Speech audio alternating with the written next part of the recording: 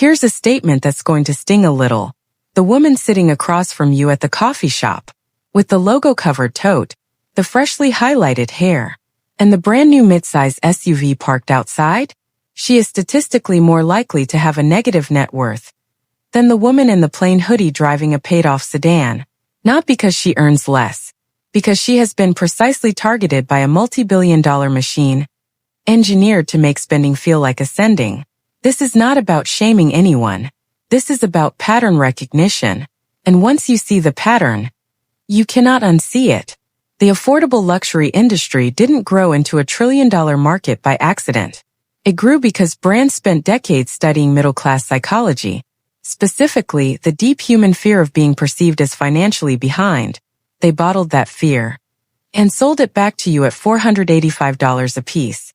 What we're breaking down today are the 10 purchases that feel like upgrades, but are actually precision-engineered exit ramps off the path to real wealth. Number 1. The logo-heavy entry-level handbag. The bag with the giant monogram isn't a luxury signal. It's a marketing subsidy. When you pay $450 for a canvas bag with the brand's initials stamped all over it, you are literally paying to advertise their brand in public. The actual leather goods those same houses produce, they start at $3,000. The logo bag exists specifically to extract money from women who want in, but can't afford the real tier. The logo is the tell. Truly wealthy women tend to carry unmarked, minimalist leather because they have nothing to prove. Number 2. The heavily financed mid-tier SUV.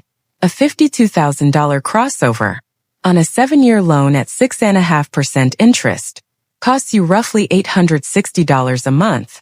Over the loan term, you're paying closer to $72,000 for a depreciating asset that dropped $8,000 in value the moment you left the lot. The car payment is now the single largest wealth extraction tool in the middle-class household, and the industry designed the financing terms to feel affordable by stretching the pain over 7 years, so you never feel the full hit at once. Number 3. The investment piece activewear. A $120 pair of leggings is not an investment. Investments appreciate.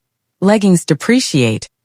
On contact with a washing machine, the activewear industry brilliantly reframed clothing as performance equipment, using athlete endorsements and clinical-sounding fabric terminology to justify price points that would have been considered absurd a decade ago. She's not paying for better performance. She's paying for the social identity the brand promises to attach to her body. Number 4. Weekly luxury nail appointments. At $85 to $120 per session, every 2 weeks. A woman is spending between $2,210 and $3,120 a year on nails alone. Over 10 years. Factoring in even modest investment returns, that figure becomes closer to $40,000. In lost compounding, the trap here isn't the nails. It's that the routine gets socially normalized so quickly that stopping feels like a downgrade rather than a financial correction. Number 5. The premium grocery aesthetic. Fancy water. Artisan snack boxes. The $14 cold-pressed juice. These aren't nutrition upgrades. Nutritional science does not support the price premium. What's being sold here is the visual identity of a healthy, abundant life. One that photographs well and signals a certain class of living. Behavioral economists call this aspirational consumption. You're not buying the product. You're buying the story the product tells about who you are. Number 6. The subscription stack.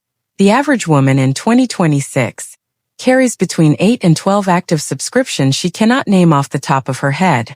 Dreaming, beauty boxes, fitness apps, cloud storage, premium news. Individually, they feel like nothing. Collectively, they run $180 to $340 per month. That's $4,080 a year in passive invisible spending, extracted silently, because the industry specifically designed renewal systems to bypass conscious spending decisions. Number 7. The frequent flyer status hotel loyalty stay. Booking premium hotel brands for weekend trips, because the points feel like financial intelligence, is one of the cleverest retail traps ever designed. Points programs create what psychologists call loyalty lock-in.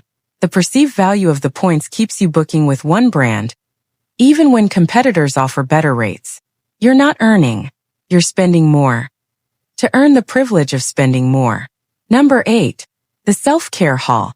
The $200 skincare routine assembled from a TikTok recommendation is not self-care. It is anxiety purchasing, with a wellness label slapped on top. The influencer who recommended it received the product for free or earned a commission on your click. Her skin routine and your skin routine are not the same transaction. Dermatologists consistently find that a 4-product basic regimen outperforms a 12-step luxury stack for the majority of skin types. Number 9. The frequent restaurant treat yourself culture. Dining out 3 to 4 times per week, including quick lunches and delivery apps, averages $600 to $900 per month for a single woman in a mid to large metro area. That's not a treat. That's a $10,800 annual expense, quietly classified as food in her brain, not lifestyle inflation. The delivery app is the most expensive middleman in her budget, and it has been normalized as convenience, rather than identified as what it actually is, a premium tax on decision fatigue. Number 10. The fast fashion basics cycle. Buying cheap often. This feels like financial restraint compared to one expensive purchase. It is not.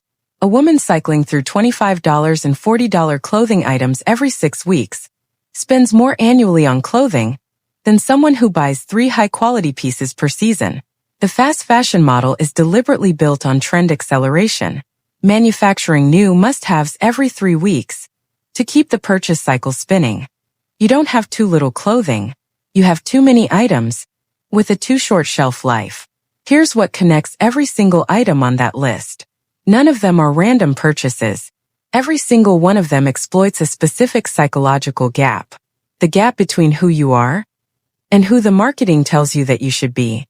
The logo bag fills the status gap. The financed SUV fills the arrival gap. The premium skincare fills the self-worth gap. These companies didn't accidentally land on these products. They conducted years of behavioral research to find the exact price points and identity promises that extract the most money from middle-class women specifically. The one behavioral shift that breaks this entire cycle? A 72-hour rule on every non-essential purchase over $40. Not a budget spreadsheet, not a finance app, just 72 hours. Because behavioral research consistently shows that impulse-driven purchases collapse under 3 days of distance. The emotional trigger fades, the rational brain re-engages, and the need often disappears entirely. That single habit, applied consistently, has been documented to reduce discretionary spending by 23 to 31% in the first 3 months, without a single lifestyle downgrade. That actually matters to quality of life. The moment you stop performing wealth for an algorithm, you start building it in silence. And that silence has a very specific shape.